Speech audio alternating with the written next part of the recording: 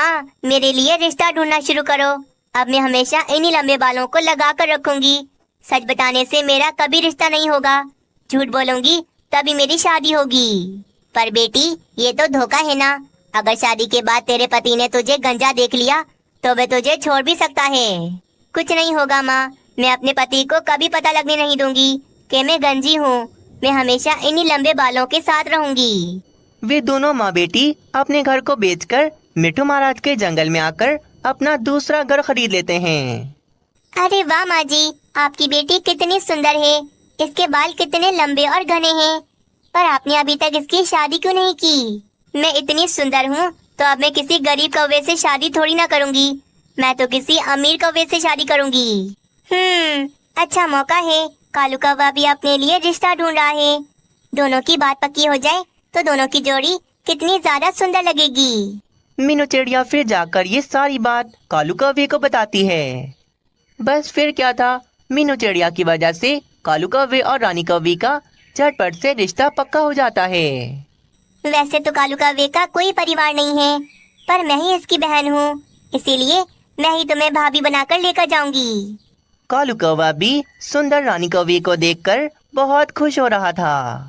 मीनू चिड़िया, मैं रानी कौवी को पसंद तो आ जाऊंगा ना? कहीं ऐसा तो नहीं शादी के बाद रानी कौवी मुझे छोड़कर चली जाए। कालू कौवे चिंता न करो, बिल्कुल न डरो, जो होगा अच्छा ही होगा। कुछ दिनों बाद कालू कौवे और रानी कौवी की शादी हो जाती है। शादी का पहला दिन था। कालू कौवा तो देर तक सो रहा था। अच्छा हुआ मेरी आँख पहले ही खुल गई। अगर कालू जी ने मुझे इस तरह गंजा देख लिया होता तो शादी के पहले ही दिन मुझे छोड़कर चले जाते। चलो जल्दी से इस विग को दोबारा से चिपका लेती हूँ।